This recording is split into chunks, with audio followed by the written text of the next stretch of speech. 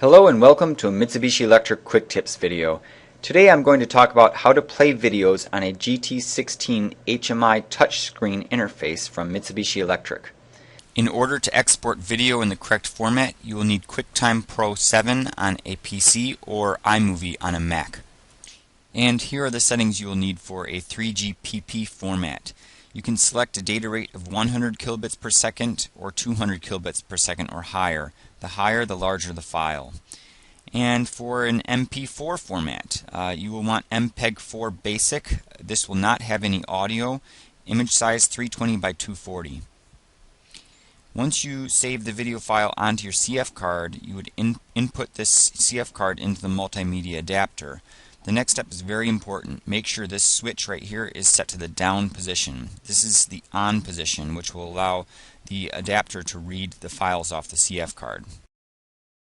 If I go to the Help menu and select the Functions Screen Design Manual, you'll see in Chapter 36 the multimedia function described.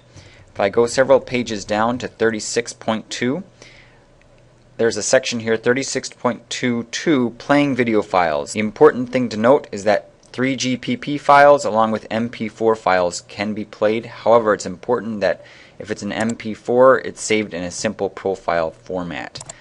Now here it mentions you will need QuickTime 7 Pro. You can also use iMovie if you have a Mac.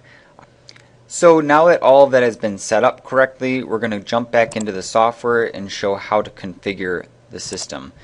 If we minimize these two here in the System tab, we can double click on the Multimedia section here.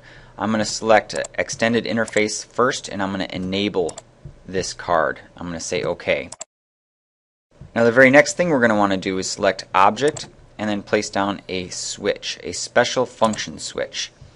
With the special function switch here, we are going to double click on it, and we are going to select it as, if we scroll down, as a multimedia switch. And we're going to say the display screen will be video playback. And we are going to name it according to the video file that we have defined. In my case, it's project.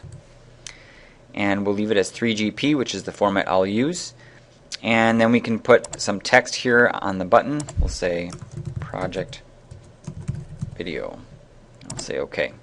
So this will play the project video. And here I have my project video button. If I go ahead and select it and then say OK, it will play the video. What I can do here now is I can stop it, and I can go to the menu button and I can select another video if I want. For example, this MP4 file, which does not have audio. If I go ahead and play that video, you can see the same clip but with no audio. So if you want audio, go ahead and save it as a 3GPP file using iMovie or QuickTime Pro, and you should be all set.